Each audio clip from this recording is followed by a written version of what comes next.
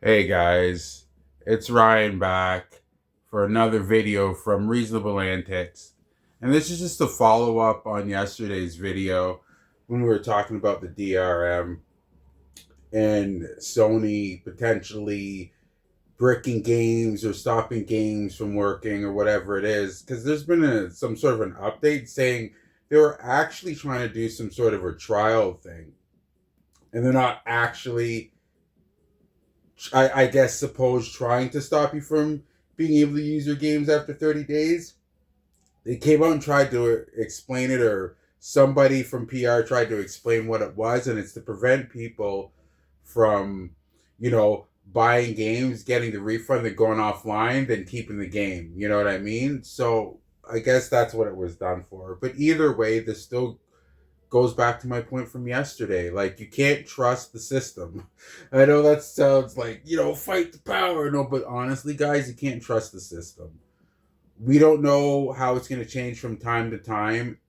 Again, I'm not going to tell anybody what to do. They want to buy digital, that's fine. I only recommend you buy physical because, at least on the physical disc, as far as I know, just like the PS4, they at least put the 1.0 version of the game on the disc, right? So you got the 1.0 version. Even if there's an update and it's gone, you can still play at least that version of the game.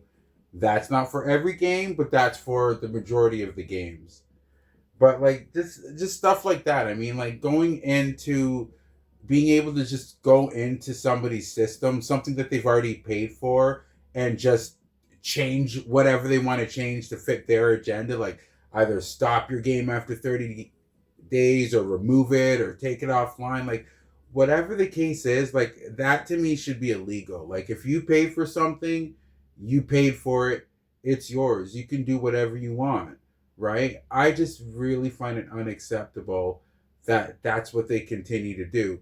Here's another example. It's not even like the same situation. Like, excuse me, let me start over. It's a similar situation, but a different area, I guess, is the best way to put it.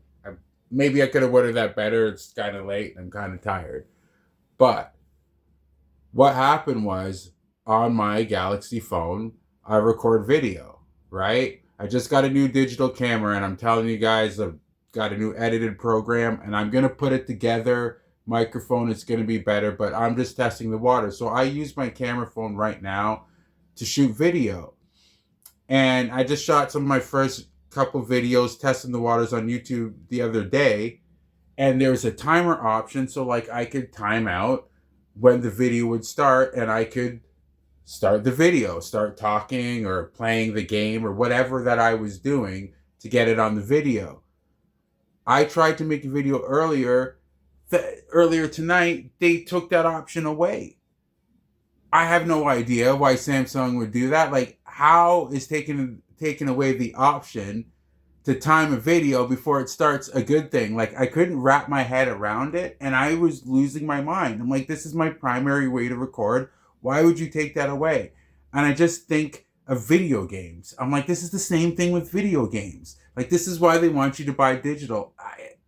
I mean, you could argue and say, no, it's not, but I really do believe this is why they want you to buy digital, so that if something goes wrong, or they don't like something, or they want to remove something, presto, it's gone. You can't do anything, right? It's gone.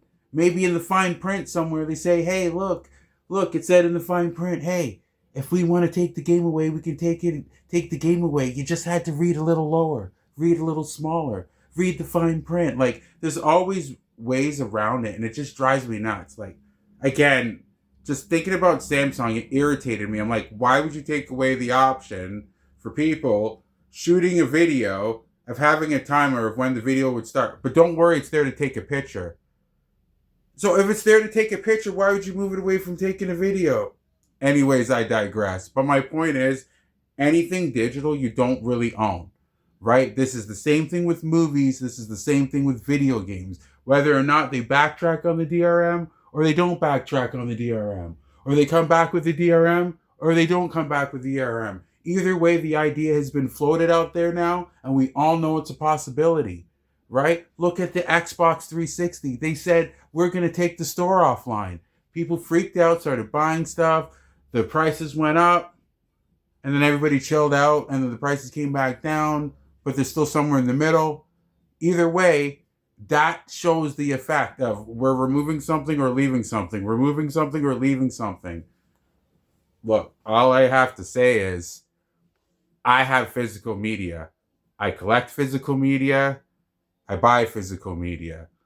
And it's always going to be that way for me. Yes, there's more to it. Like you have to have space if you want a ton of it, but you don't even have to have a ton of it. Just get what you like, right? I mean, it's up to each individual how they want to consume their media. But I can say from my end, on Reasonable Antics' end, I highly recommend, I approve this message of buying physical media. Then you don't have to worry about PlayStation's DRM or not DRM or whatever the case may be, or have to worry about only getting digital and missing out. Like, this could be the last generation, guys, for physical games, right? They've already made you now on the new PlayStations have to buy an attachment if you want to play physical games. So they're really trying to push that market of digital. We all know that. I can't say for one way or another if I'm going to hang around if this physical games go away, because I don't trust the system. Like I said at the beginning of the video, I like owning my stuff. You should like owning your stuff too. And when you buy digital, you're not owning it. One last point I want to make. With the PlayStation Plus and Xbox Game Pass, Ultimate Game Pass, Game Pass, or whatever, that, if you think about it, yeah, it's convenient, but how convenient is it really? Do you want to have to rent games the rest of your life? Do you want to have to feel the pressure of having to finish a certain game in a certain amount of time before it gets pulled?